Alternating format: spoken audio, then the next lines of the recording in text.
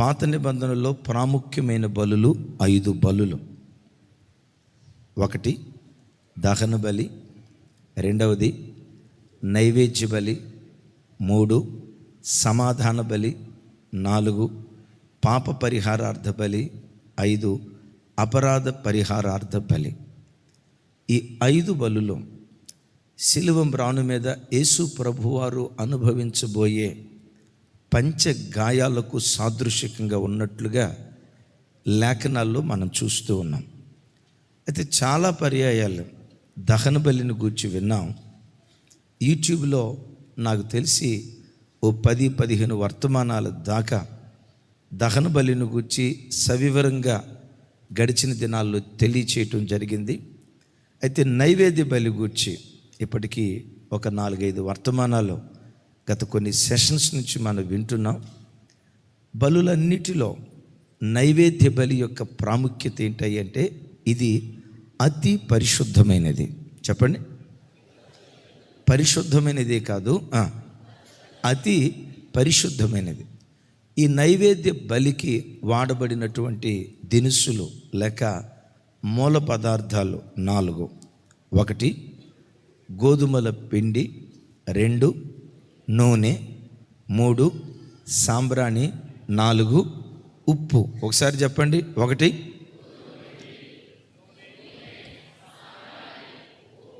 ఇంకోసారి పెద్దగా చెప్పాలి.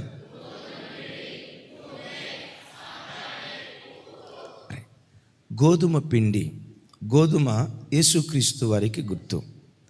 గోధుమ పిండి శిలువ శ్రమలు అనుభవించిన యేసుక్రీస్తు వారికి సాదృశ్యంగా ఉన్నట్లు ఈ సబ్జెక్టు ప్రారంభించిన ప్రారంభ దినాల్లో మనం విన్నాం. 2వది లాస్ట్ సండే సెషన్లో నూనె ఎవరికి గుర్తు? పరిశుద్ధాత్మకు గుర్తు. ప్రతి సంఘం యేసుక్రీస్తు వారికి ఎంత ప్రాధాన్యత ఇచ్చిందో అట్ ద సేమ్ టైం పరిశుద్ధాత్మ దేవునికి కూడా సంఘం అంతే ప్రాధాన్యత ఇవ్వాలి. ఎందుకు ఆ మాట చెప్తున్నాము అంటే గోధుమ పిండి ఎంత తీసుకున్నారు? నోరుదిరి చెప్పండి. ఎంత బారెడు కాదు మరి, అది అక్కెట్ట ఒకసారి చూపించి తల్లి.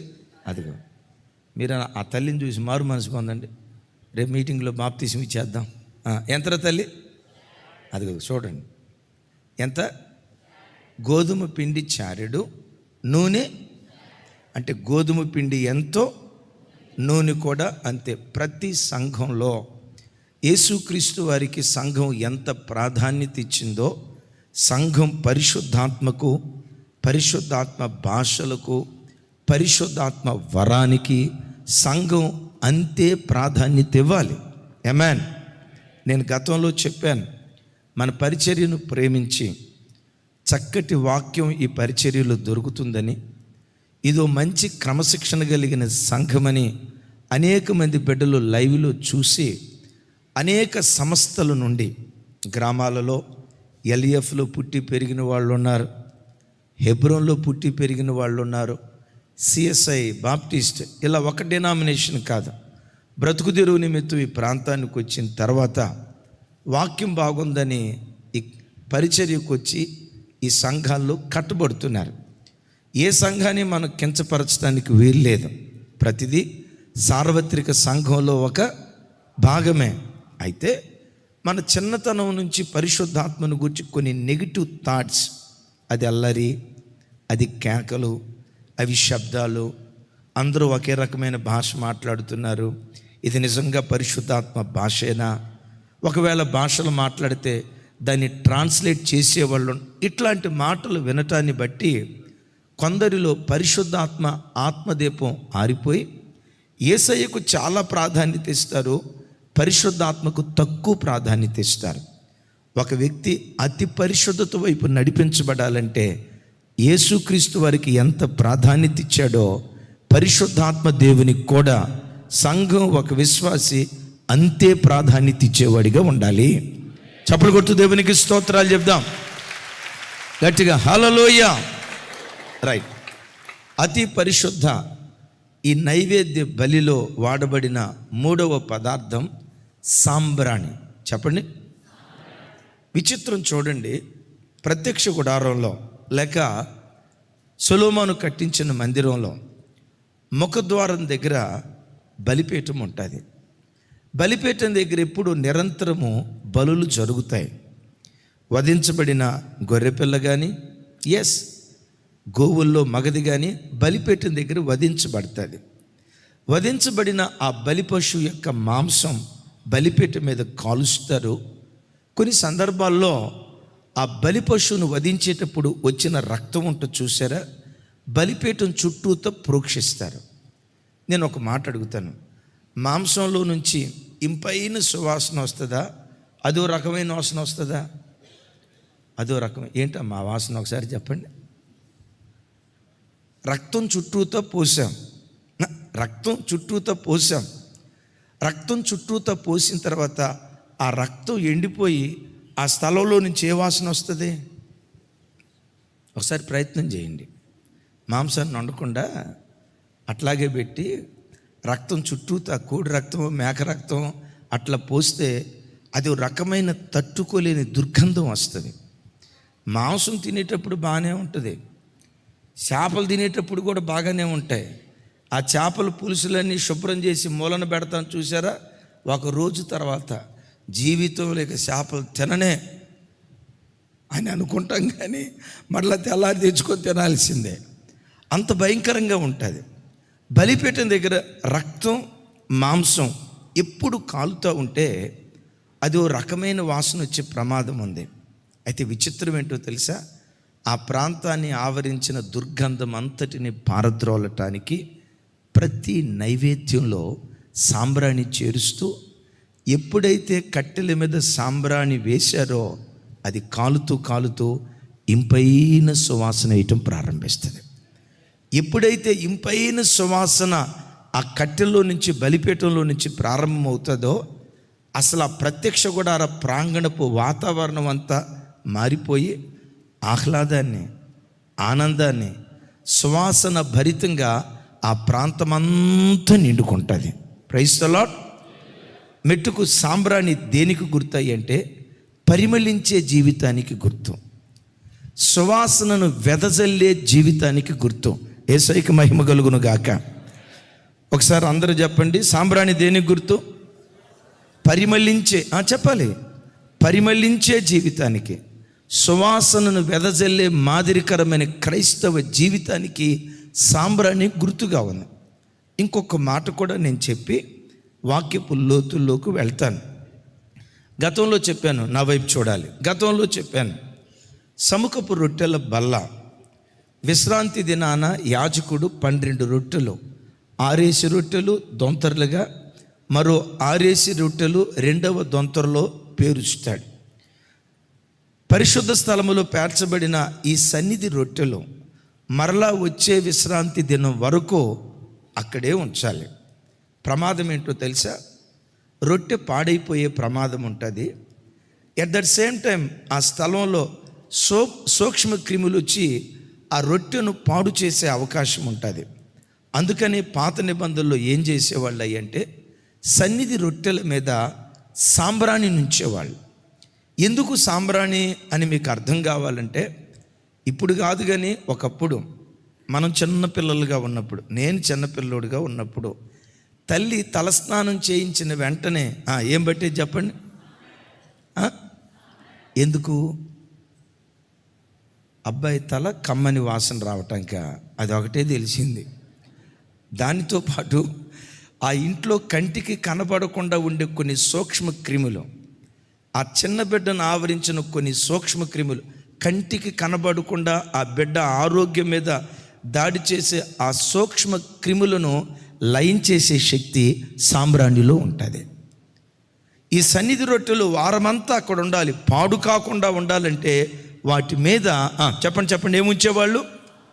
దైవజనమా, ఇంపైన సువాసనతో నింపేదైనా, రొట్టెలు పాడు కాకుండా కాపాడేదైనా, ఇదంతా దేనిలో దాగుంది అంటే సాంబ్రాణిలో దాగుంది. యేసయ్యకి మహిమ కలుగును గాక. ఒకసారి అందరూ చూడండి, ప్రతి క్రైస్తవునిలో నుండి యేసుక్రీస్తు నా దేవుడు, యేసుక్రీస్తుని ఆరాధించే ప్రతి క్రైస్తవునిలో నుండి పరిమళాన్ని వీచే సువాసన భరితమైన మంచి జీవితం ప్రతి క్రైస్తవుడు కలిగి బ్రతకాలి. యేసయ్యకు మహిమ కలుగును గాక. అయ్యా, ఏ విషయంలో నేను పరిమళాన్ని వెదజల్లాలి? మొట్టమొదట ప్రవర్తనలో పరిమళాన్ని వెదజల్లాలి. కొంతమంది ఉంటారు, మాటలు భలే ఉంటాయి అంటారు కదా, మాటలు కోటలు దాటుతాయని. కొంతమంది మాటలు వింటూ ఉంటే వీడు పరలోకం నుంచి దిగి వచ్చిన దేవదూత అనుకుంటా, వీళ్ళలో ఉన్న భక్తి నాలో లేదే, ఈ అక్క మాటలు ఎంత కమ్మగా ఉన్నాయి, ఎంత భక్తిగా బ్రతుకుతుందా. కొంతమంది మాటలు ఎట్లుంటాయంటే, నేను అప్పుడప్పుడు చెప్తా కదా, జస్ట్ అరైవ్డ్ ఫ్రమ్ హెవెన్ అన్నట్లుగా, పరలోకం నుంచి దిగి వచ్చిన వాళ్ళు మాట్లాడినట్టు మాట్లాడతారు. క్రియల దగ్గరకు వచ్చేసరికి, వ్యక్తిగత జీవితానికి వచ్చేసరికి అంత ఇంపుగా ఉండవు. మాటలు ఇంపుగా ఉంటాయి కానీ కొందరి ప్రవర్తన కంపుగా ఉంటుంది. నేనంట మన మాటలు ఇంపుగా ఉండాలి, అంతకంటే విశేషంగా మన క్రియలు మరి ఇంపుగా దేవుని సన్నిధిలో ఉండాలి. మన సేవ ప్రారంభ దినాలు, తినటానికి కూడా ఇబ్బంది పడే రోజులు, ఇంటది కట్టుకోవటానికి కూడా కష్టపడుతున్నటువంటి అత్తుల్లిటి దినాలు. ఒకరోజు ఒక స్థలంలో ఒక షాపుకు వెళ్తే ఒక యవనస్తుడు కలిశాడు. మరీ యవనస్తుడు అని అనలేను కానీ 30-35 సంవత్సరాల వయసు ఉంటుంది.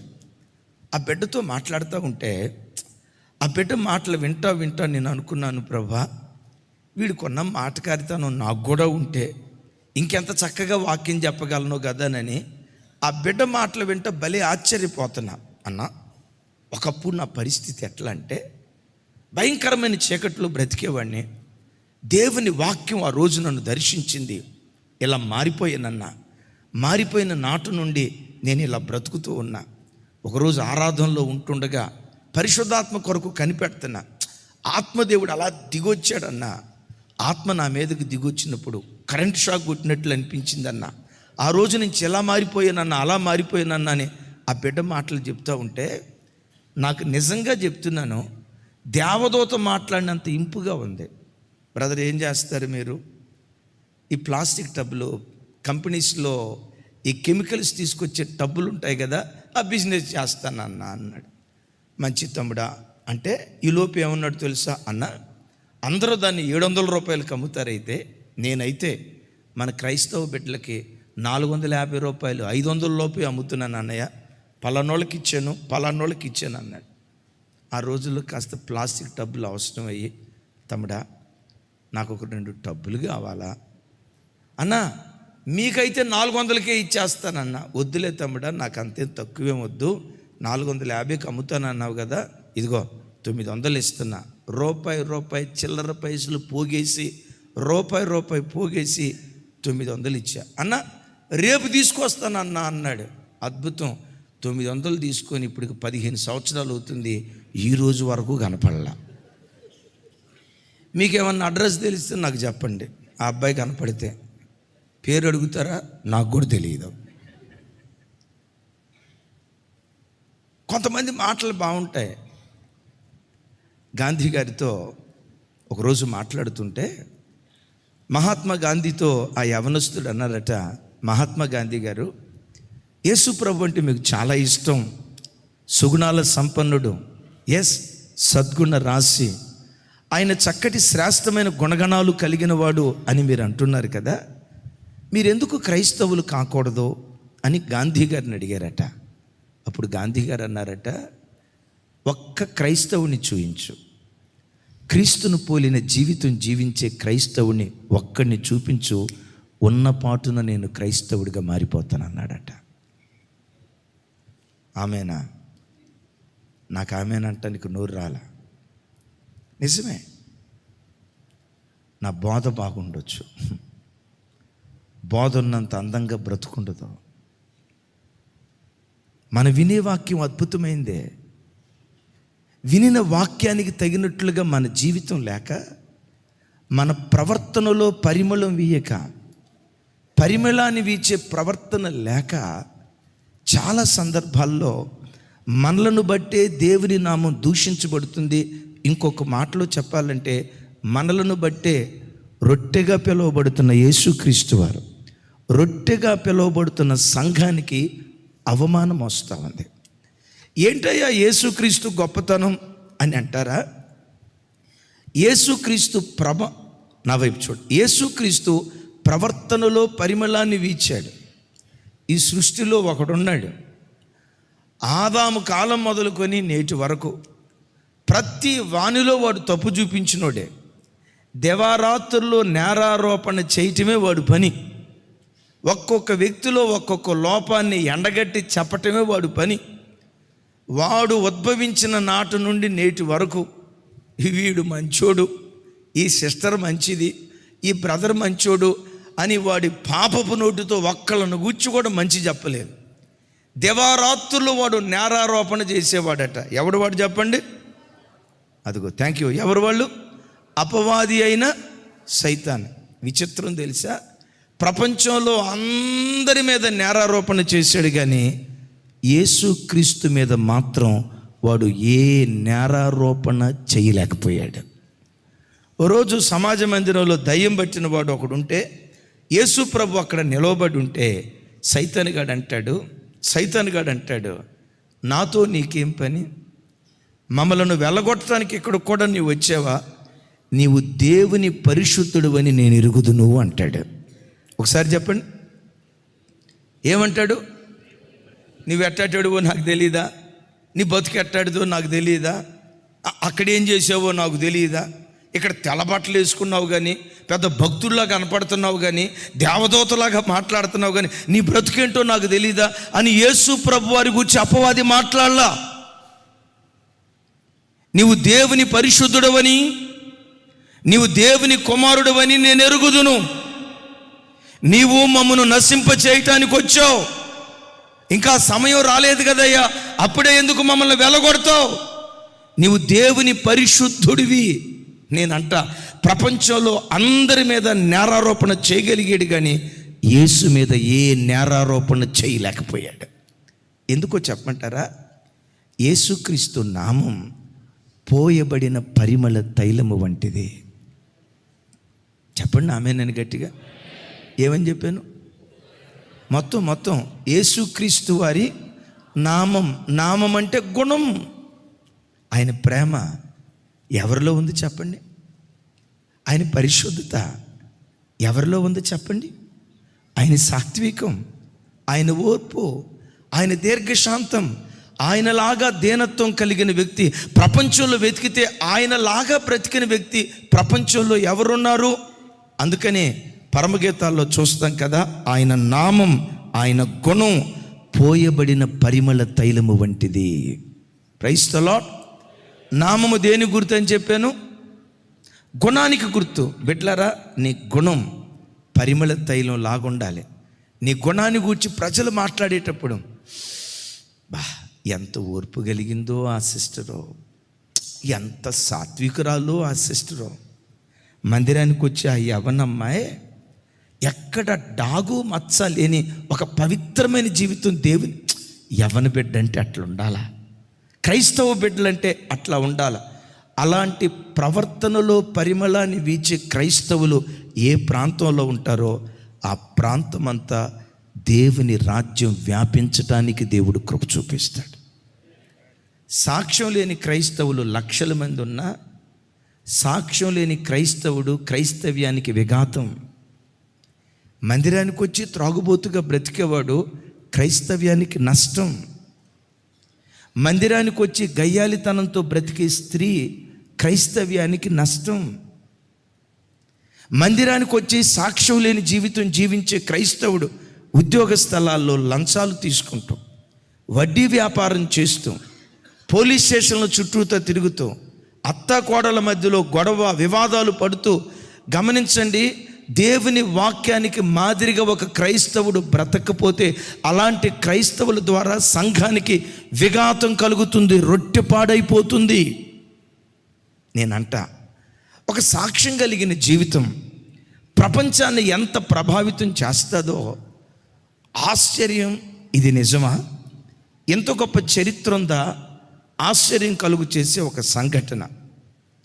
ప్రపంచ దేశాల్లో ప్రపంచ దేశాలకు యేసుక్రీస్తును పరిచయం చేసిన దేశాల్లో 2 ప్రాముఖ్యమైన దేశాలు. Number 1 England, number 2 America. ఈ 2 దేశాల ద్వారానే ప్రపంచానికి సువార్త అందింది. అయితే విచిత్రం ఏంటో తెలుసా? ఇంగ్లాండ్ దేశానికి మన దేశం కంటే చాలా ఆలస్యంగా యేసుక్రీస్తు సువార్త వచ్చింది. దరిదాపుగా క్రీస్తు శకం 500 సంవత్సరం వరకు ఇంగ్లాండ్ దేశం దేవుడు లేని దేశం. చెప్పండి. దేవుడు లేని దేశం. ఇంగ్లాండ్ దేశాన్ని పరిపాలన చేసిన రాజుల్లో క్రైస్తవ్యాన్ని అంగీకరించిన మొట్టమొదటి రాజు ఏథెల్ బెర్త్ ఆఫ్ కెంట. క్రైస్తవ్యాన్ని స్వీకరించిన మొట్టమొదటి క్రైస్తవ రాజు. ఒకసారి స్క్రీన్ మీద చూడండి తమ్ముడు, చూపించి ఆయన ఫోటో చూడండి. చెప్పండి, ఆయన పేరేంటి? ఏథెల్ బెర్త్ ఆఫ్ కెంట. క్రైస్తవ్యాన్ని స్వీకరించిన మొట్టమొదటి రాజు. ఎలా స్వీకరించాడు క్రైస్తవ్యాన్ని? ఎలా స్వీకరించాడో చెప్తాను. ఆ రోజుల్లో ఫ్రెంచ్ దేశాన్ని పరిపాలన చేస్తున్న ఒక రాజకుటుంబం ఉంది. ఆ రాజకుటుంబంలో పుట్టిన ఒక యవ్వన అమ్మాయి, 15 సంవత్సరాల వయస్సు. ఆ అమ్మాయిని వివాహం చేసుకోవాలి అని అనుకున్నాడు. కబురు పంపించాడు. ఆ అమ్మాయి దగ్గర నుంచి వచ్చిన సమాధానం ఏంటో తెలుసా? అయ్యా, నువ్వు రాజు అయి ఉండొచ్చు. ఆ అమ్మాయి తల్లి దగ్గర నుంచి వచ్చిన సమాధానం ఏంటో తెలుసా? ఇంగ్లాండ్ బ్రిటిష్ సామ్రాజ్యానికి నువ్వు గొప్ప రాజు అయి ఉండొచ్చు, కానీ నా కుమార్తెని నీకు ఇవ్వాలంటే దేవుని నమ్ముకున్న బిడ్డలకు మాత్రమే నా కూతుర్ని ఇస్తా. ఈ అమ్మాయి మంచి భక్తి కలిగింది. వారి తల్లిదండ్రులు మంచి భక్తి కలిగిన వాళ్ళు. దేవుని నమ్ముకున్న బిడ్డలకే నా కుమార్తెని ఇస్తాను, కానీ అన్యులకు నేను ఇవ్వను. అతను అన్నాడట, మీ అమ్మాయిని పెళ్లి చేసుకున్న తర్వాత నేను మారుతాను. ఈ అమ్మాయి ససేమిరా అంటే ససేమిరా అందట. ఒక మాట గుర్తుకు తెచ్చిందట, విశ్వాసికి అవిశ్వాసికి పొత్తెక్కడ, చీకటికి వెలుగుకు సాంగత్యం ఎక్కడ. ఒకటే మాట చెప్పిందట, అయ్యా, నేను నిన్ను వివాహం చేసుకోవాలంటే నా యేసుక్రీస్తును నువ్వు స్వరక్షకునిగా అంగీకరించిన వాడివై ఉండాలి, అయితేనే చేసుకుంటాను.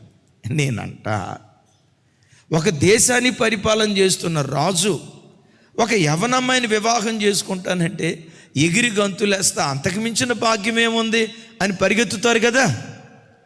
భోగభాగ్యాలకు అక్కడ చోటు ఇవ్వలేదు, ఆస్తిపాస్తులకు ఐశ్వర్యానికి చోటు ఇవ్వలేదు.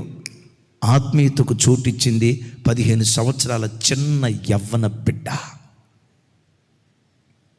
వైజాగ్ నుంచి ఒక ఆయన ఫోన్ చేశాడు, అయ్యా, మా అమ్మాయి అమెరికాలో సాఫ్ట్వేర్ ఇంజనీర్, మీకు అవకాశం ఉంటే మీరు ఎరిగిన వాళ్ళల్లో అమెరికా దేశంలో స్థిరపడిన వాళ్ళు ఒక యవ్వన బిడ్డ ఉంటే వివాహం అని చెప్తున్నాడు. నేను అడిగా, అబ్బాయి ఎట్లుండాలయ్యా, ఎలాంటి అబ్బాయి మీకు కావాలి అని చెప్తూ నా ఇంటికి రాబోయే అల్లుడు, నా కుమార్తెకు భర్త కాబోయేవాడు, వారు లక్షాధిపతి కావాలి అనేది కాదు నా మనసు, నా ఆలోచన.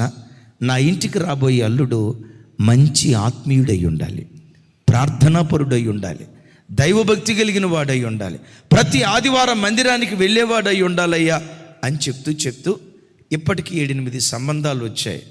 కొందరు మందిరానికి వెళ్ళని వారు, అయినా కోట్లకు లక్షలకు పడగెత్తిన వాళ్ళు. ఆయన చెప్తూ అన్నాడు, దేవుని మందిరానికి వెళ్ళని ఒకవేళ బిల్ గేట్స్ లాంటి అల్లుడు వచ్చిన, కోట్లకు అధిపతి అయిన అల్లుడు వచ్చిన, వీ వోంట్ యాక్సెప్ట్. మాకు అవసరం లేదయ్యా, వాడు పేదోడైనా పర్వాలేదు, ఆత్మీయుడైతే అదే మాకు భాగ్యం. నాకు ఆ మాట విని, దేవా, ఈ కాలంలో కూడా ఈ ఆత్మీయతకు ఇంత అగ్రపట్టం కట్టి బ్రతికే వ్యక్తులు ఉన్నారా? ఆశ్చర్యం అనిపించింది. మా కుమార్తె సాఫ్ట్వేర్ ఇంజనీర్గా స్థిరపడిందయ్యా, మా ఇంటికి రాబోయే అల్లుడు ఆత్మీయుడై ఉండాలి. ఈ 15 సంవత్సరాల అమ్మాయి, నువ్వు ప్రభువు నమ్ముకుంటేనే నేను వివాహం చేసుకుంటానంటే మొత్తానికి నేను అంగీకరిస్తాను, సరే నువ్వు వచ్చిన తర్వాత ఆ తర్వాత నేను ఆ ప్రభువుని అంగీకరిస్తానులే అని ఆ కండిషన్ మీద పెండ్లి జరిగింది. ఏథెల్ బెర్తా అనే బిడ్డలకి. ఇది క్రీస్తు శకం 585 సంవత్సరంలో జరిగింది. ఈ అమ్మాయి వచ్చిన వెంటనే ఆయనే మారల. ఈ అమ్మాయి ఇంటికి వచ్చిన తర్వాత భర్త భార్య సత్ప్రవర్తన చూస్తున్నాడు. రాజులంటే కాస్త కొంచెం తాగుబోతులుగా ఉండొచ్చు కదా, విలాస పురుషులుగా ఉండొచ్చు కదా. ఆ భర్త కోప్పడినప్పుడు ఓర్చుకోవటం, సాత్వికాన్ని కనపరచడం. సహజంగా ఏ ఇంట్లోనైనా ఏ పోరు ఉన్నా లేకపోయినా ఒక పోరు ఉంటుంది. ఏ పోరు చెప్పండి? ఏం తెలియనట్టు అట్టేం చూడొద్దమ్మా. ప్రపంచంలో ఏ ఇంట్లోనైనా ఒక పోరు ఉంటుంది. ఏ పోరు చెప్పండి? అదే అదే అదే అత్తాకోడళ్ళ పోరు. ఈ పోరు లేని ఇల్లు ప్రపంచంలో నాకు తెలిసి ఏది ఉండదు. కొన్ని ఉంటాయి. భక్తికి నిలువుటద్దంగా ఉండే కుటుంబాల్లో పొరపాటున అలాంటి ఛాయలు కూడా ఉండవు. కొన్ని కుటుంబాలు ఉంటాయి, వాక్యానికి సాక్షులుగా బ్రతుకుతారు, ప్రవర్తనలో పరిమళాన్ని వీచే వ్యక్తిత్వం కలిగి బ్రతుకుతారు. దేవుడు ఇలా బ్రతకమన్నాడు రా, ఇలాగే బ్రతుకుతావు. ఓర్పు నేర్పలేదా దేవుడు? సాత్వికాన్ని నేర్పలేదా? సహించే గుణాన్ని నేర్పలేదా? ఈ వాక్యానికి సాక్షిగా బ్రతకాలని వాక్యాన్ని పట్టుకొని వాక్యానుసారంగా బ్రతికే కొంతమంది వ్యక్తులు ఉంటారు. వాళ్ళకి ఇంట్లో ఏమన్నా లేకపోయినా శాంతి సమాధానాలతో ఆ కుటుంబాలు విరాజిల్లటానికి దేవుడు కృప చూపిస్తాడు. రానే వచ్చిన తర్వాత అత్తతో పోరు. అత్త ఏమన్నా ఒక్క మాట అనేది కాదట. భర్త ఎప్పుడైనా వచ్చి మా అమ్మ ఏమన్నా అన్నందుకు నీకేమైనా బాధ అనిపించిందా అనేదట. పెద్ద ఆవిడ కదండి, అత్త కాకపోతే ఇంకెవరు అంటారు? నాకు తల్లి లాంటిది కదండి. అమ్మ కాకపోతే ఇంకెవరు చెప్తారు? ప్రతి దాన్ని సర్దుకుంటూ ఓర్చుకుంటూ భర్తను ఓర్చుకుంటుంది. ఎట్ దట్ సేమ్ టైం అత్తను ఓర్చుకుంటుంది.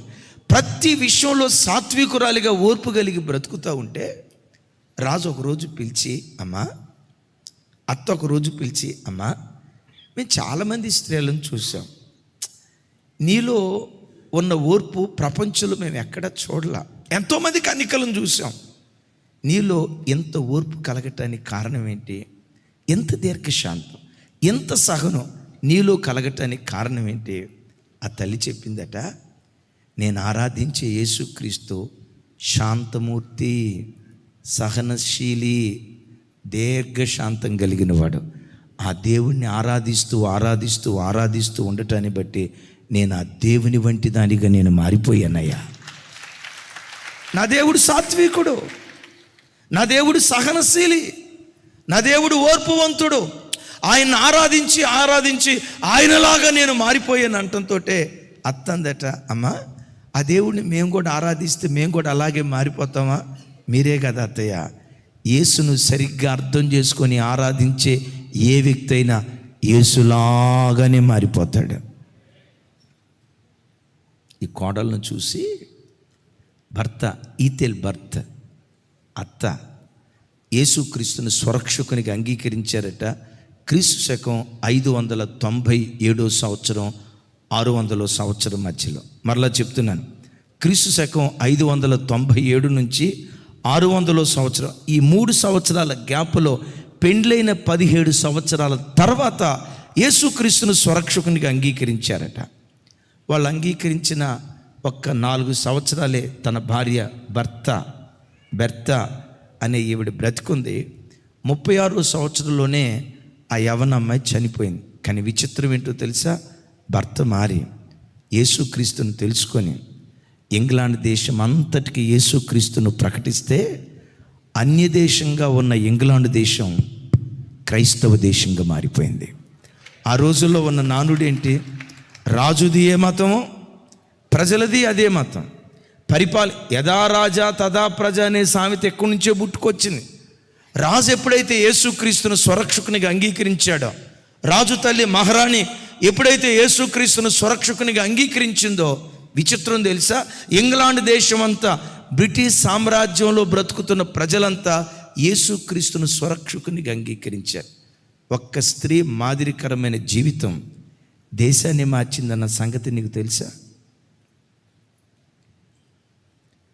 ఒక్క స్త్రీ సాంబ్రాణి లాంటి మాదిరికరమైన ప్రవర్తన, క్రీస్తును పోలిన సహనం, క్రీస్తును పోలిన పరిశుద్ధత, క్రీస్తును పోలిన మంచితనం, క్రీస్తును పోలిన దీనత్వం ఒక్క స్త్రీలో కనపడితే ఆ ఒక్క స్త్రీ మాదిరికర ప్రవర్తన దేశాన్ని ప్రభావితం చేసింది. ఆ తర్వాత ఏం జరిగింది? ఆ ఇంగ్లాండ్ దేశం నుండే భారతదేశానికి విలియం కేరీ వచ్చాడు. ఆ విలియం కేరీ తాను పడిన ప్రయాసం ద్వారానే ఈరోజు మన చేతిలో పరిశుద్ధ గ్రంథమైన బైబిల్ రావటానికి దేవుడు కృప చూపించాడు. ఆ ఇంగ్లాండ్ దేశం ద్వారానే కొన్ని దేశాలు ప్రభు తట్టు తిరిగాయి. అసలు ఈ దేశాన్ని మార్చింది ఎవరు? ప్రసంగికుడు కాదు, బోధకుడు కాదు, సాంబ్రాణి లాంటి ప్రవర్తనలో పరిమళాన్ని వెదజల్లే ఒక్క స్త్రీ దేశాన్ని ప్రభావితం చేసింది. నేను కొంచెం కఠినంగా చెప్తాను. నా వైపు చూడు. నువ్వు ఏ ఇంట్లో కోడలుగా నువ్వు అడుగు పెట్టావో నీ ప్రవర్తన పరిమళాన్ని వెదజల్లేటట్లుగానే ఉందా? పరిమళాన్ని వెదజల్లే ప్రవర్తన కలిగి బ్రతుకుతున్నావా? వేరు తూనికరాలు తూస్తూ బ్రతుకుతున్నావా? నీ ఇంటి వారిని ఒక రకంగా తూస్తూ, భర్త ఇంటి వారిని ఇంకో రకంగా తూస్తూ, నీ తల్లి కష్టం వస్తే అల్లాడిపోయి నీ తర్వాత మాట చెప్పండి, ఏదో చెప్పబోతున్నాను. నీ తల్లి కష్టం వస్తే అల్లాడిపోయి ఇంట్లో అత్త కష్టం వస్తే ఇది చస్తే బాగుండు ముసలిది. మన కరోనా కాలంలో ముసలోళ్ళు అందరూ రాలిపోయారు, ఈ ముసలిద రాలదే, గట్టిపెండం మొండిపెండమా అని నేనంట. ఇలాంటి మాదిరికరత లేని క్రైస్తవురాలని బట్టి ఎవడు మారుతాడు? ఒక ఆయన సాక్ష్యం చెప్తున్నాడు. నేను పచ్చి తాగుబోతున్నాయా, మన సంఘానికి వచ్చి బిడ్డ, నేను పచ్చి తాగుబోతున్నాయా, మా కొడుకు నేను దేవుని నమ్ముకున్న అమ్మాయినే చేసుకుంటానా, దేవుని నమ్ముకున్న అమ్మాయిని పొరపాటున చేసుకునని రాజీ పడకుండా కరాఖండిగా చెప్పాడు. వాడి కోసం దేవుని నమ్ముకున్న అమ్మాయిని చేసుకో. అయితే అద్భుతం, మా కోడలు మా ఇంటికి వచ్చిన తర్వాత మా కోడలు ఓర్పు, మా కోడలు సాత్వికం, మా కోడలు దీనత్వం, మా కోడలు మంచితనం చూసిన తర్వాత క్రైస్తవులంటే ఎలా ఉంటారా, క్రైస్తవులే ఎంత మంచిగా ఉన్నారంటే ఆ క్రైస్తవులు ఆరాధించే దేవుడు ఇంకెంత మంచిగా ఉంటాడోనని నా కోడలను చూసి మారు మనసు పొంది మన సంఘంలో బాప్తిస్మం తీసుకున్నానన్నా. కావాలి క్రీస్తుకి. ప్రవర్తనలో పరిమళాన్ని వెదజల్లే క్రైస్తవులు క్రీస్తుకు కావాలి. తమ్ముడా, నీ ఉద్యోగ స్థలంలో నీ ప్రవర్తన పరిమళాన్ని వెదజల్లేటట్లుగా ఉందా? నీ మాట తీరు పరిమళాన్ని వెదజల్లేటట్లుగా ఉందా? నిన్ను చూసి క్రీస్తు లాంటి నడకయ్యా వెళ్ళదే, క్రీస్తు లాంటి మాట తీరయ్యా వెళ్ళదే. మనకులాగా పోకిరిగా ప్రవర్తించేవాళ్ళు కాదు, మనకులాగా అల్లరచిల్లరగా వీధులకెక్కి కొట్లాడుకునేవాళ్ళు కాదు. చూడండి వాళ్ళ డీసెన్సీ, చూడండి వాళ్ళ డిసిప్లైన్, చూడండి వాళ్ళ ఓర్పు, చూడండి వాళ్ళ మాదిరికరమైన ప్రవర్తనని. నీ ప్రవర్తన పరిమళాన్ని వెదజల్లేటట్లుగా ఉందా, దుర్గంధాన్ని వెదజల్లేటట్లుగా ఉందా? ఒక్కసారి ఆలోచించు. ఒక మాట అడుగు, దేవా పరిమళాన్ని వీచే ప్రవర్తన నాలో కనపడినట్లుగా నన్ను బలపరిచాయా. ఒక్క మాట అడుగు. ఏమడుగుతావో తెలుసా? ఈ భూమి మీద బ్రతికిన కాలమంతా నీలాగా నేను బ్రతకాలేసయ్యా, నీలాగా నేను జీవించాలేసయ్యా. ప్రజలు నాలో నిన్ను చూసే కృప దయచేయ్యా, నీ పోలికను నీ స్వభావాన్ని చూసే కృప దయచేయ్యా. అట్టి దివ్యమైన జీవితం దేవుడు మనకు దయచేయనట్లు చప్పట్లు కొడుతూ స్తోత్రాలు చెప్దాం. నంబర్ 1, ప్రవర్తనలో పరిమళాన్ని వెదజల్లాలి. రెండవది, ఆరాధనలో, కృతజ్ఞత ఆరాధనలో పరిమళించే కృతజ్ఞత. చూడండి ఆ మాట, ఆదికాండం 8వ అధ్యాయం 18వ వచనం నుండి 22వ వచనం వరకు. ఆదికాండం, నాతో కలిసి అందరూ చెప్పండి. కాబట్టి నోవాహును అతనితో కూడా అతని కుమారులను అతని భార్యయు అతని కోడండ్రును బయటికి వచ్చిరి. ప్రతి జంతువును, ప్రాకు ప్రతి పురుగును, ప్రతి పెట్టయు, భూమి మీద సంచరించుచున్నవన్నీ వాటి జాతుల చొప్పున ఆ ఓడలో నుండి బయటికి వచ్చెను. అప్పుడు నోవాహ్ యెహోవాకు బలిపీఠము కట్టి పవిత్ర పశువులలోనూ పవిత్ర పక్షులన్నిటిలోనూ కొన్ని తీసుకొని ఆ పీఠము మీద దహన బలి అర్పించెను. అప్పుడు యెహోవా ఇంపైన సువాసనను ఆగ్రానించి, ఏం ఆగ్రానించాడట? ఆ సువాసన ఎలా ఉందట? ఇంపైన సువాసన. ఏంటి ఆ ఇంపైన సువాసన ఇచ్చిన బలి? నోవాహు కుటుంబాన్ని జలప్రళయంలో దేవుడు కాపాడాడు. దేవుని కాపుదల తలపోస్తూ నోవాహు అతని కుటుంబీకులు చేసింది ఏంటో తెలుసా? బలిపీఠం కట్టి ఆ బలిపీఠం మీద పవిత్ర పశువులను పవిత్ర జంతువులను బలిపీఠం మీద బలిగా అర్పించారు. ఈ బలికి నేను పెట్టే పేరేంటో తెలుసా? కృతజ్ఞతా బలి. చెప్పండి, పెద్దగా చెప్పాలి. ఏ బలి?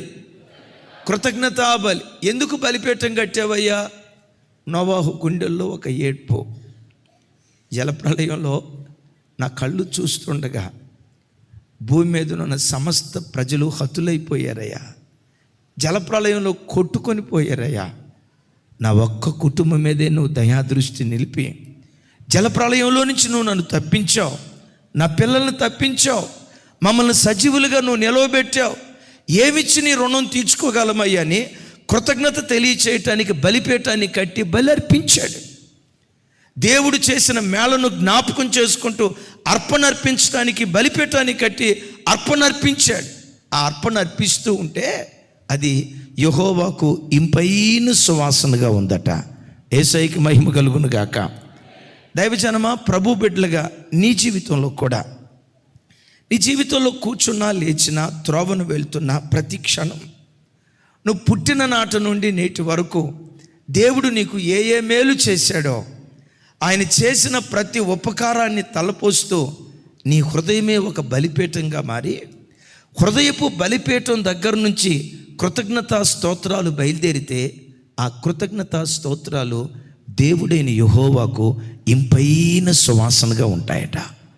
చెప్దాం గట్టిగా, ఆమేన్.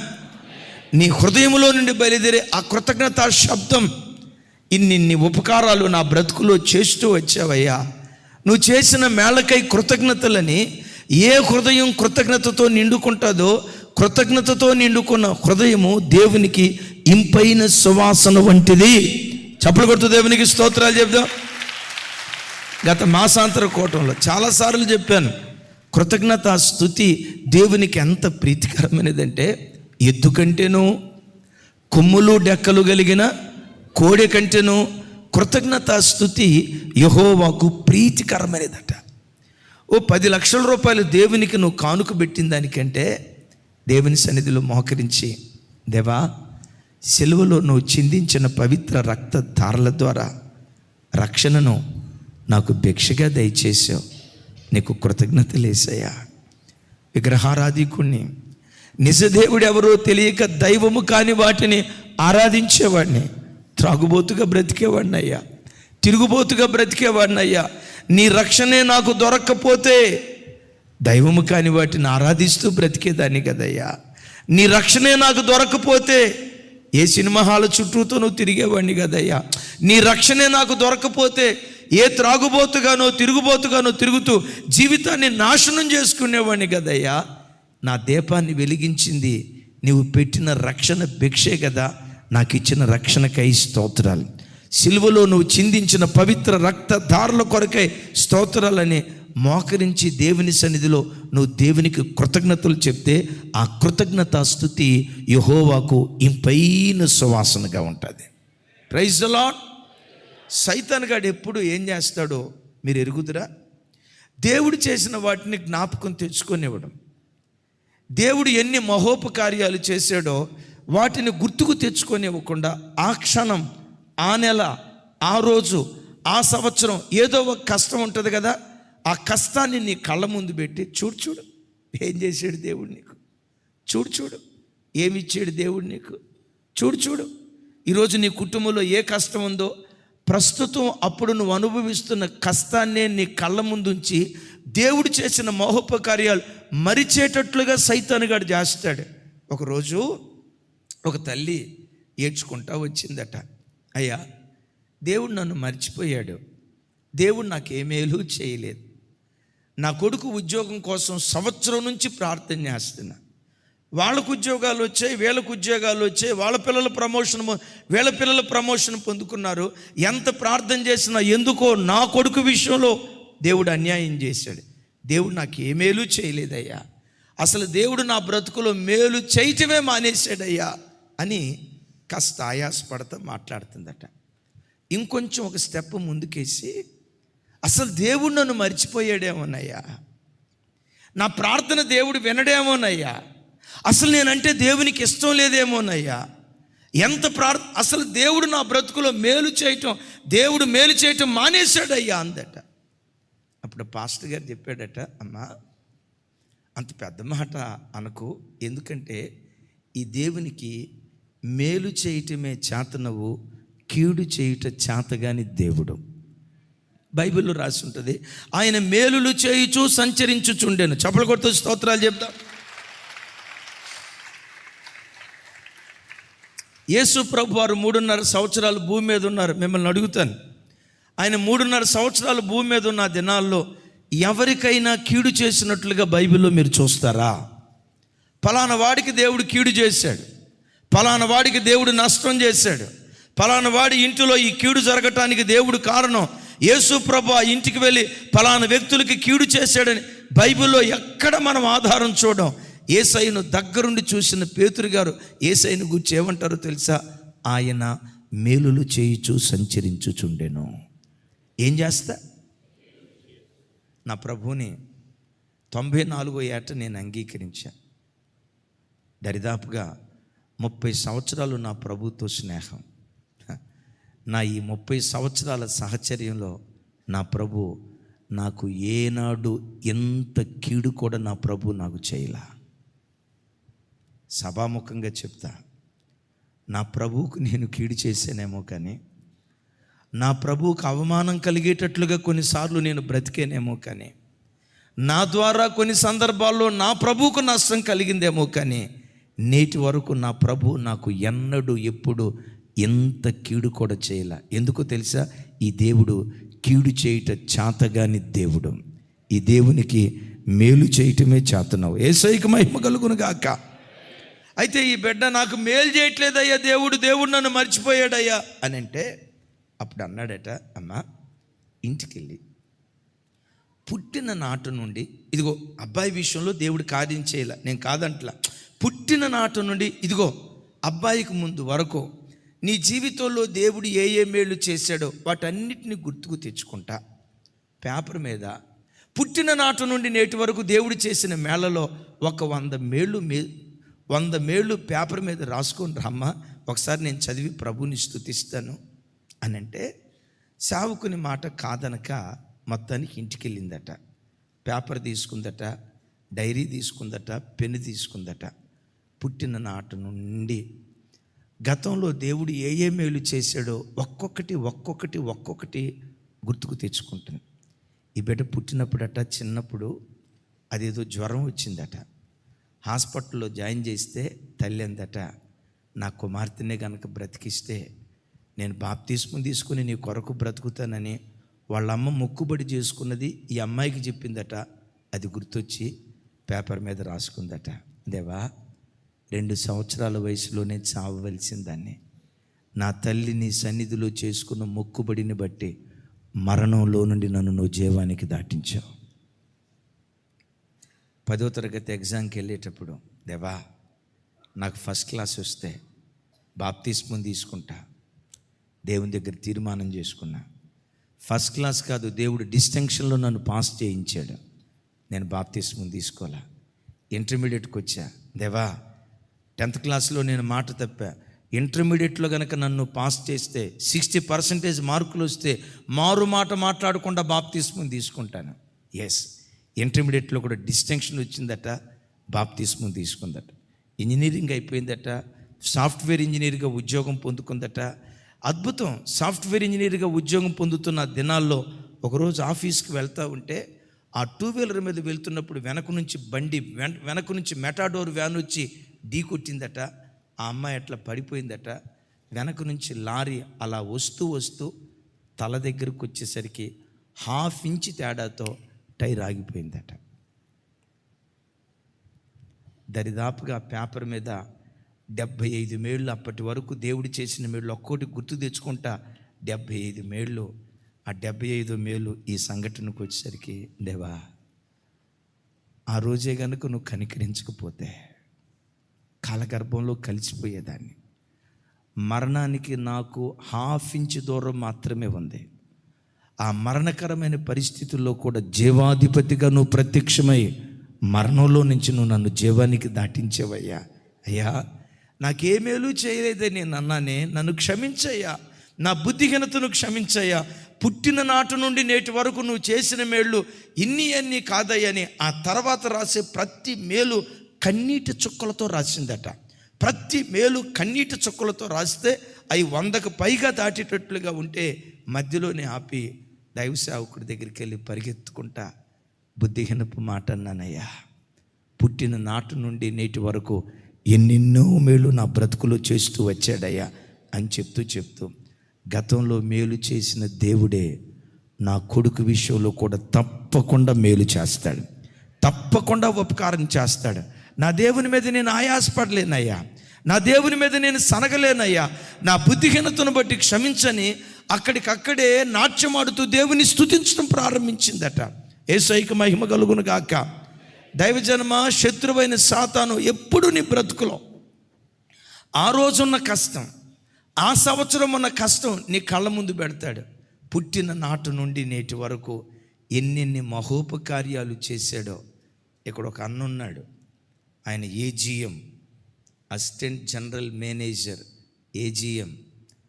తమ్ముడు Noah AGM, assistant general manager. వాళ్ళిద్దరి సాక్ష్యం ఒక్క మాట చెప్తా. సాల్మన్ అన్నని AGM, HR AGM, assistant general manager. ఒకరోజు చెప్తూ అన్న, చిన్నతనంలో కొడవలు పట్టుకొని ఏమండి మిషన్లు తయారు చేశాడా?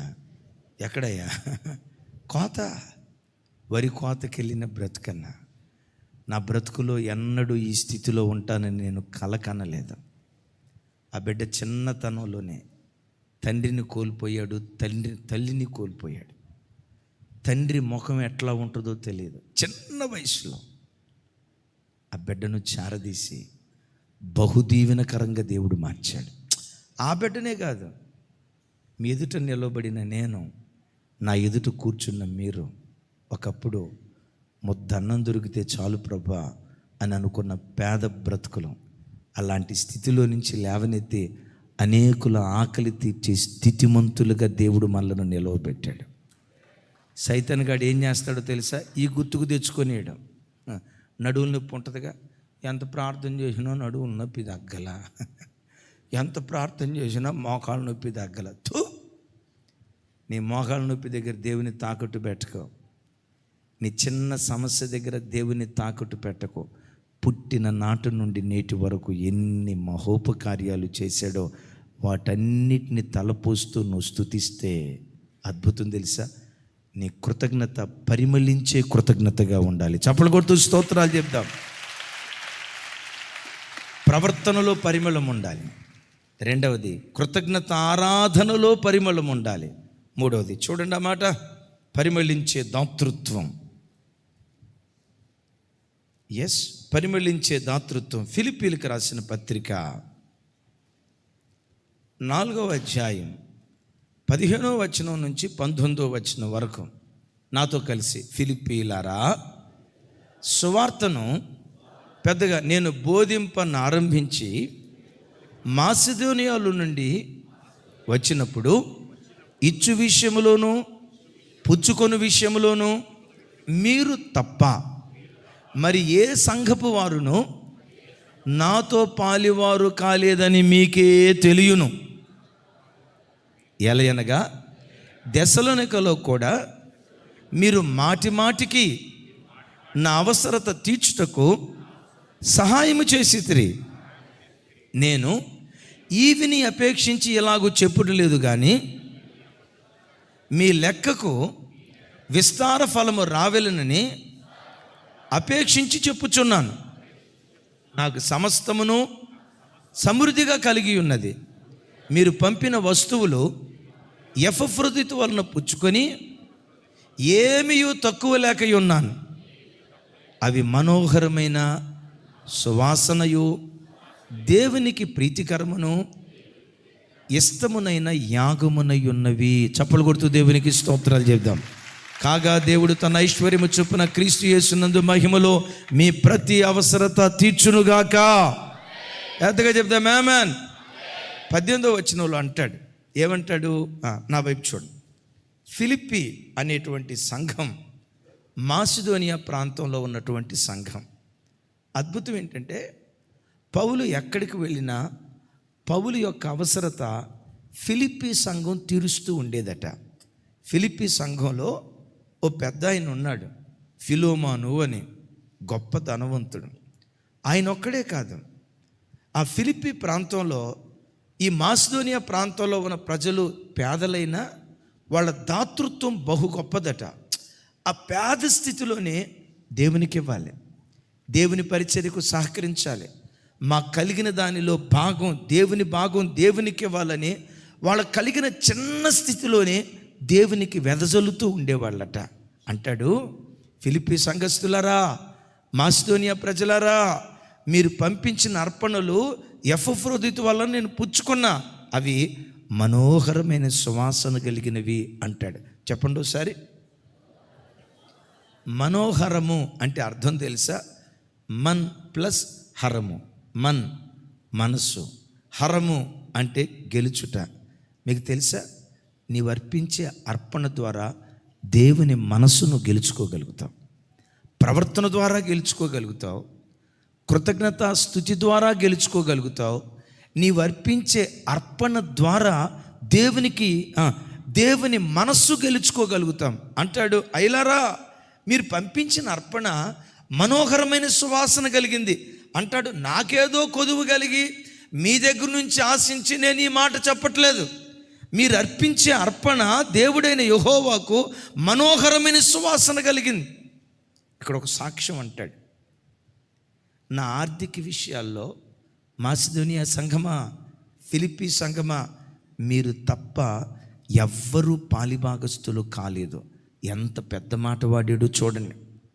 అంటే దెసలోనియాకి వెళ్ళినా, బెరయా ప్రాంతానికి వెళ్ళినా, మరో చోటుకు వెళ్ళినా పౌలు యొక్క ఆర్థిక భారం అంతా ఏ సంఘం మోసేది? ఫిలిప్పి సంఘం. ఏ ప్రాంతం మోసేది? మాసిదోనియా ప్రాంతం మోసేది. దైవజనమా, సంఘానికి వచ్చే ప్రతి బిడ్డ దాతృత్వంలో పరిమళాన్ని వీచేటువంటి వాడిగా ఉండాలి. యేసయ్యకి మహిమ కలుగును గాక. దేవునికి ఇచ్చే విషయంలో ఎప్పుడూ పిసినుగొట్లుగా మీరు ఉండొద్దు. దేవుడు మిమ్మల్ని ఆశీర్వదించే కొలది నా ప్రార్థన, నా అభ్యర్థన, మీరు ఈ పరిచర్యకు ఒక ఫిలోమాను వంటి వారిగా మారాలి. వినపడలా? పిల్లలో ఎవరిలాగా మారాలి? ఓ రకంగా ఫిలిప్పి పట్టణంలో సంఘం స్థాపించబడటానికి ఫిలోమాను ప్రధాన భూమిక పోషించాడు. అకులా ప్రిస్కిల్లా కొరింథీ ప్రాంతంలో సంఘం స్థాపించబడటానికి ప్రధాన భూమిక పోషిస్తే, ఫిలిప్పి ప్రాంతంలో సంఘ ఎస్టాబ్లిష్మెంట్ విషయంలో ఈ ఫిలోమాను ప్రధాన పాత్ర పోషించాడు. మీతో అంట, దేవుడు మిమ్మల్ని ఆశీర్వదించే కొలది, ఆర్థికంగా వృద్ధి చేసే కొలది, స్థలాలు కొనుక్కోండి, ఇల్లు కట్టుకోండి, విస్తరించండి, దేవుని నామఘనత కొరకు ఆశీర్వదించబడండి. ఎట్ దట్ సేమ్ టైం మీ సామర్థ్యానికి మించి, మీ శక్తికి మించి దేవుని పరిచర్యకు వెదజల్లండి. అది దేవుడైన యెహోవాకు ఇంపైన సువాసన, సాంబ్రాణిలాగా ఉంటుంది. ఆమేన్. అలా వెదజల్లితే ఏం జరిగిద్దో తెలుసా? క్రీస్తు యేసు మహిమైశ్వర్యంలో మన ప్రతి అవసరత దేవుడు తీరుస్తాడు. ఎవరు దాతృత్వం కలిగి ఉంటారో ఆ ఇంటిని దేవుడు మహిమతో కప్పుతాడు. మీ ఎదుట నిలబడి నేనున్నాను, విశ్వాసిగా దాటుకుంటూనే ఈరోజు సేవకు వచ్చాను. ఉద్యోగం చేసేటప్పుడు నాకు సువార్త భారం, యవనస్తులను ప్రభు తట్టు త్రిప్పాలి, నాకు ఆ భారం నా గుండెల్లో దేవుడు ఉంచాడు. నేను ఆర్టీసీకి రాసి చెక్కడపల్లిలో ఉండేవాడిని. ఆదివారం సాయంత్రం యవనస్తుల కూడికి ఏర్పాటు చేసేవాళ్ళం. ఆ రోజుల్లో వారానికి వచ్చి 300-400 రూపాయలు ఖర్చు అయ్యేది. ఆ ఖర్చు అంతా ఇది 400, 300 అంటంతో ఇప్పుడు ఆఫ్టర్ ఆల్ అనిపించవచ్చు. నేను 98, 99 ప్రాంతంలో చెప్తున్నాను. సహోదరులు క్లెమెట్ గారని ఆటో ఆయింది, ఆటో తీసుకొని వచ్చేవాడు. ఆటో ఆయింది, ఆటో పెట్రోల్ మాత్రం నాదే. నా దగ్గరికి వచ్చేటప్పుడల్లా అద్భుతం ఖాళీ ట్యాంకుతో వచ్చేవాడు. డెఫినెట్గా వింటాడు. దీనికి ఇక్కడ కూర్చున్న కొంతమంది బిడ్డలు సాక్షులు. నేను అబద్ధం చెప్తే ఈయన అబద్ధం చెప్తున్నాడు, అబద్ధికుడు అనుకుంటారు. ఇక్కడ కూర్చున్న కొంతమంది బిడ్డలు సాక్షులు. ఆ ఆటో మీద వెళ్ళేవాళ్ళు. అక్కడ యవనస్తులందరికీ ఆదివారం భోజనం పెట్టేవాళ్ళు. నా చిన్న జీతంలో నెలకొచ్చి 1800 ఖర్చు పెట్టేవాడిని, 1600 ఖర్చు పెట్టేవాడిని. నాతో పాటు ఆనంద్ అన్నని, అశోక్ అన్నని, రమేష్ తమ్ముడని ఇట్లా కొంతమంది ఉండేవాళ్ళు. వీటిలో ప్రధాన ఖర్చు ఏమంటారు, సింహభాగం. ఏ భాగం? తినేదానిలో కాదు సింహభాగం. మీరు భలేవాళ్ళు. దేవునికి ఇచ్చే దానిలో సింహభాగం నాది. అమ్మా, నా వైపు చూడండి. నా దేవుడు నన్ను మర్చిపోయాడా? నా యవ్వన కాలంలో నా ప్రభువుకు నా పేద స్థితిలో చేసింది, నా పేద స్థితిలో చేసింది, నా కష్టంలో ప్రభు కొరకు చేసింది. యవన బిడ్డలకు సువార్త ప్రకటించాలి. ఎప్పటికీ పిసినారితనం ఎట్లుంటుందో ఈ బ్లడ్లో లేదు. దేవుని కృపను బట్టి పిసినారితనం ఎట్లుంటుందో దాచుకోవటం ఈ రక్తంలో లేదు. ఆ రోజుల్లో తెలిసి తెలియని వయసులో దేవుడంటే ఆ పిచ్చి ప్రేమ, దేవుడంటే హృదయంలో ఉన్న ఆ పిచ్చి ప్రేమను బట్టి చేసింది కృపగల దేవుడు జ్ఞాపకం చేసుకుని ఈ పరిచర్య కొరకు ప్రాణం పెట్టే యవ్వన బిడ్డలను ఈరోజు వరంగా దేవుడు దయచేశాడు. పరిచర్య అంటే పరిగెత్తుకుంటూ చాలామంది అడుగుతారు, అన్న ఇన్ని స్వార్థ కూడికలు ఎట్లా మీరు పెట్టగలుగుతున్నారు?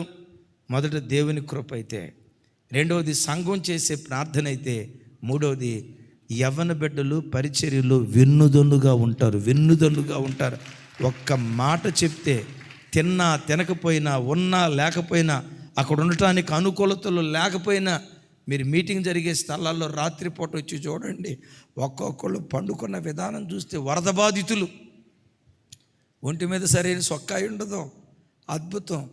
దోమలు ఒక్కొక్కటి ఏకల సైజు ఉంటుంది. అవి కొడుతున్న గొరకలు పెట్టి నిద్రపోతారు. నేను అనుకుంటా ఇదో కృప. బిడ్లరా, మీకు కలిగిన దానిలో సింహభాగం దేవుని సేవకు వెదజల్లే వారిగా ఉండండి. అది దేవుడైన యెహోవాకు ఇంపైన సువాసన, మనోహరమైనది అని మాట్లాడతాడు. ఎస్, గోధుమ పిండి, నూనె, వాటితో పాటు ఏం చేర్చాలి? సాంబ్రాణి పరిమళాన్ని వీచేది. ప్రవర్తన పరిమళం వేచాలి. కృతజ్ఞతాస్తుతులు పరిమళాన్ని వీచేటట్లుగా ఉండాలి. దాతృత్వంలో పరిమళాన్ని వీచేవారిగా ఉండాలి. ఆఖరి మాట, అద్భుతమైన మాట చెప్పి నేను ప్రార్థన చేస్తాను. చూడండి ఆ మాట. కీర్తనల గ్రంథం 141వ కీర్తన, 141వ కీర్తన మొదటి 2వ చరణం. రైట్, చాలు. ఒకసారి అందరు నా వైపు చూసి నాతో కలిసి చెప్పండి. నా ప్రార్థన ధూపము వలెను, నేను చేతులెత్తుట సాయంకాల నైవేద్యము వలెను నీ దృష్టికి అంగీకారములగునుగాక. ఒకసారి నాతో కలిసి, నా ప్రార్థన ధూపము వలె నేను చేతులెత్తుట సాయంకాల నైవేద్యము వలె నీ దృష్టికి అంగీకారములగునుగాక. 4వది, మన ప్రార్థన పరిమళించేటట్లుగా ఉండాలి అంటాడు భక్తుడు ఇక్కడ. నా ప్రార్థన ధూపంలాగా. తర్వాత మాట, నేను చేతులెత్తుట సాయంకాలపు నైవేద్యంలాగా ఉంటుంది. మన ఇంట్లో దేవునికి ఇంపైన సువాసన ఇచ్చేది ఏదో తెలుసా? పవిత్రమైన పెదవుల్లో నుండి బయలుదేరే ప్రార్థన దేవునికి ఇంపైన సువాసన లాంటిది. ఇల్లు శుభ్రంగా తుడిచారు, కొత్త బెడ్షీట్లు వేశారు. చూడండి, కొత్త బెడ్షీట్లు వేశారు, కార్పెట్లు అన్నీ మార్చేశారు. చూడండి, అదే ఇంట్లో కొంచెం లైట్గా మంచి పెర్ఫ్యూమ్ అలాగని కొట్టుకోమని కాదు నేను అనే మాట, లైట్ పెర్ఫ్యూమ్ కొట్టారనుకోండి, ఆ గదిలో అడుగు పెట్టడంతో కదా. నీ ఇంట్లో నిరంతరం ప్రార్థన జరుగుతూ ఉంటే అది దేవునికి ఇంపైన నైవేద్యంలాగా మారిపోతాయి. చప్పలు కొడుతూ దేవునికి స్తోత్రాలు చెప్తాం. బిడ్డలారా, నీ ఇంట్లో ఆ పెర్ఫ్యూమ్ కొట్టుకున్నా కొట్టుకోకపోయినా, నా వైపు చూడండి, పర్వాలేదు, ఈ పెర్ఫ్యూమ్ కొట్టుకున్నా కొట్టుకోకపోయినా నీ ఇంటిలో ప్రార్థన అనే ఇంపైన సువాసన ఎప్పుడు ఆఘ్రానించేటట్లుగా దేవుని సన్నిధిలో ఉండునుగాక. చప్పలు కొడుతూ దేవునికి స్తోత్రాలు చెప్దాం. ఇక్కడ ఒక మాట, ప్రార్థన ప్రార్థన ప్రార్థన అని అంటంతో సహజంగా ఏమనుకుంటామంటే, స్త్రీలు ప్రార్థన చేయాలండి, స్త్రీలు ప్రార్థన. డెఫినెట్గా స్త్రీ ప్రార్థనా పరురాలై ఉండాలి. కానీ నేనంట, ఒక స్త్రీకి ప్రార్థనా జీవితం ఉన్నదానికంటే ఏ ఇంటిలో పురుషుడు ప్రార్థనా పరుడుగా బ్రతుకుతాడో ఆ ఇల్లు కట్టబడే విధానమే ఓ ప్రత్యేకంగా ఉంటుంది. నేను చేతులెత్తుట సాయంకాలపు నైవేద్యం వలె ఉంది అని అన్నాడు కదా. ఇదే మాట ఇదే మాట అపోస్తుడైన పౌలు వారు తిమోతికి ఉత్తరం రాస్తూ ఓ చక్కటి మాట అంటాడు. తిమోతిలకు రాసిన మొదటి పత్రిక 2వ అధ్యాయం 8వ వచనం చూడండి. ఆ మాట రైట్, థ్యాంక్ యూ. నాతో కలిసి చెప్పండి. కావున ప్రతి స్థలమందును పురుషులు కోపమును సంశయమును లేనివారై పవిత్రమైన చేతులెత్తి ప్రార్థన చేయవలెనని కోరుచున్నాను. చప్పలు కొడుతూ దేవునికి స్తోత్రాలు చెప్దాం. ఒకసారి అందరూ చూడండి. కావున ప్రతి స్థలమందు పురుషులు కోపమును. ఇక్కడ ఒక మాట అడుగుతున్నా, వైపు చూడండి. కోపం సిస్టర్స్కి ఉంటుందా, బ్రదర్స్కి ఉంటుందా? అన్ని పాపాలు మేమే తీసుకుంటే అట్టాగమ్మా, సిస్టర్స్ మీద కాదు. ఇక్కడ ఏమని రాసి ఉంటుంది? పురుషులకు కోపం ఎక్కువ ఉంటుంది. గయ్యాలితనం పురుషులకు ఉంటుందా, స్త్రీలకు ఉంటుందా? ఇది కరెక్ట్. గయ్యాలితనం ఏమో స్త్రీలకు ఉంటుంది, కోపం మాత్రం మా ఊడికి టన్నులు ఉంటుంది. టన్నులు నేను మగవుణ్ణి అనే ఆ మగాహంకారం కాస్త నాకు తెలిసి ఈ భూమి మీద వసంతానికి ఒక్కడికే ఉండదేమో. నా వైపు చూడాలా? నాని నీకుందా? టన్నులు ఉంటుంది. తమ్ముడా నీకుందా? లేకపోతే వాక్యం నిరర్థకం కాదా? ఇక్కడ ఏమని రాస్తాడు? పురుషుడు కోపము. స్త్రీలకు ఎక్కువ విశ్వాసం ఉంటుందా, పురుషులకు ఎక్కువ విశ్వాసం ఉంటుందా? చూసారా, ఎక్కడ కూడా మనం ఓడిపోవటమే. వినండి. పురుషులు ప్రతి స్థలమందు కోపమును సంశయమును లేనివారై పవిత్రమైన చేతులెత్తి ప్రార్థన చేయవలెనని కోరుచున్నాను. పురుషుడు ఏ స్థలంలో ప్రార్థన చేయటానికైనా సిగ్గుపడని వాడిగా ఉండాలి. ప్రతి స్థలమందు బ్రదర్ చర్చిలో ప్రార్థన చేసావు, ఫర్ ఎగ్జాంపుల్ ఫంక్షన్ హాల్లో మెయిన్ రోడ్డు మీద బ్రదర్ ఒక చిన్న ప్రార్థన చేయండి అని అన్నాం అనుకోండి, కొంతమంది ఏమంటారు తెలుసా? నేను కాదన్నా, సిస్టర్ బాగా ప్రార్థన చేస్తుందన్నా. అంటే ఇప్పుడు అక్కడికి సిస్టర్ గారిని తీసుకురావాలా? సిస్టర్ గారు వచ్చిందాక ఎక్కడ ఆగుతామని చెప్పండి. ఏ ఇంటిలో పురుషుడు ప్రార్థనా పరుడుగా ఉంటాడో మీరు వినండి, ఆ ఇల్లు కట్టబడే విధానమే ప్రత్యేకంగా ఉంటుంది. ఆ ఇంట్లో పిల్లలు పెరిగే విధానమే. అట్లాగని స్త్రీకి ప్రార్థన అవసరం లేదని కాదు. నేను ఎందుకు ఈ మాట? సహజంగా స్వభావ సిద్ధంగా 90% స్త్రీలకు ప్రార్థన మనసు తెలియకుండా గుండెల్లో దేవుడంటే ఒక పిచ్చి ప్రేమ ఉంటుంది. ఆ ప్రేమ లేని యెజబెలు కొంతమంది ఉంటారు, అది వేరే సంగతి. అలాగని అందరూ దేవదూతలని నేను అనలేను.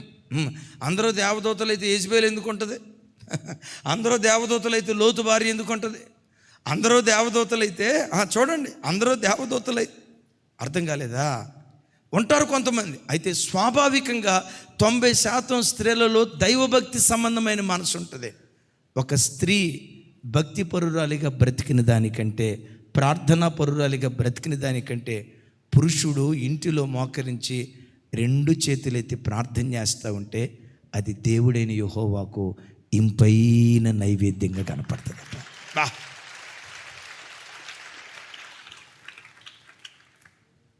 చూడండి, ఈ సాంబ్రాణి పొగ అట్లా బయలుదేరితే సాంబ్రాణికి ఉన్న గుణం చెప్పాను. కంటికి కనబడకుండా పనిచేసే సూక్ష్మ క్రిములను చంపగలిగిన శక్తి సాంబ్రాణిలో ఉంది. నీ పెదవులలో నుండి బయలుదేరే ప్రార్థన నీ కంటికి కనబడకుండా కొందరు నీ కీడు చేయాలని ప్రయత్నం చేస్తారు. కంటికి కనబడకుండా దుష్టుడైన సాతాను కొన్ని దుష్టక్రియలు నీ కుటుంబానికి, నీ పిల్లలకు వ్యతిరేకంగా వాడు చేయాలని ప్రయత్నం చేస్తాడు.